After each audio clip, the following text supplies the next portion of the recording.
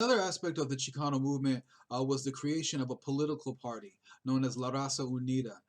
This political party was created in Texas. One of the main organizers was Jose Angel Gutierrez. Gutierrez was one of the founding members of the Mexican American Youth Organization that was involved in student activities there in Texas.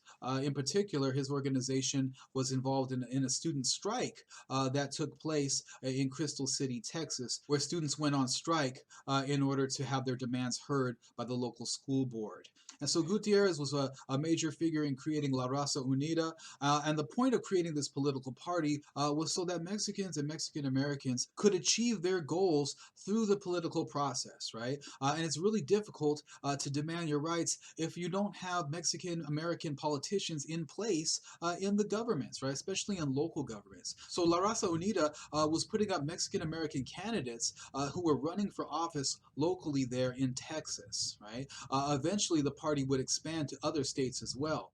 Some of the demands of the RUP included fighting for bilingual education, education for migrant children, more and more Mexican American government employees who were bilingual, right? So that they can work better with the community.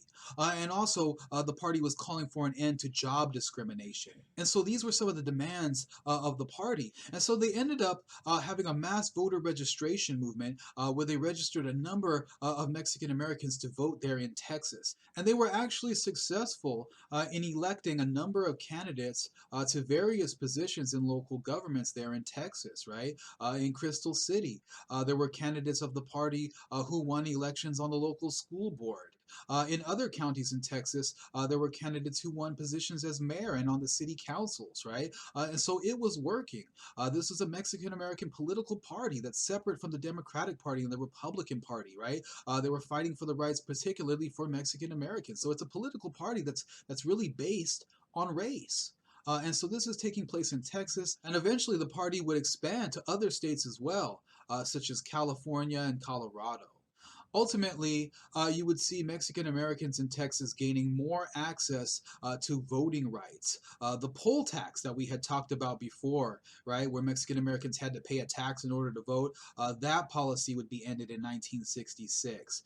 Annual voter registration, that policy would be ended in 1971, right? I mean, think about it. That's discouraging to have to register to vote every year, right?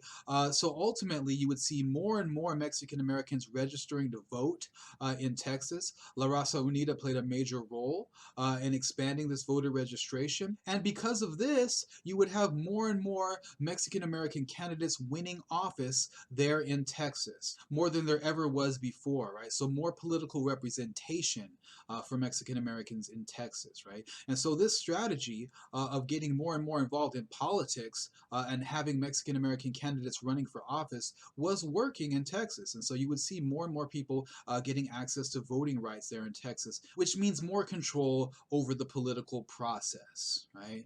Eventually, politicians nationwide would recognize that the Mexican American vote was important, right? They had to start listening to issues that were important to Mexican Americans because their vote mattered. And the reason why politicians were recognizing this on a national level was because more and more Mexican Americans were registering to vote and were becoming politically active, right? And so their message was being heard more and more by politicians nationwide.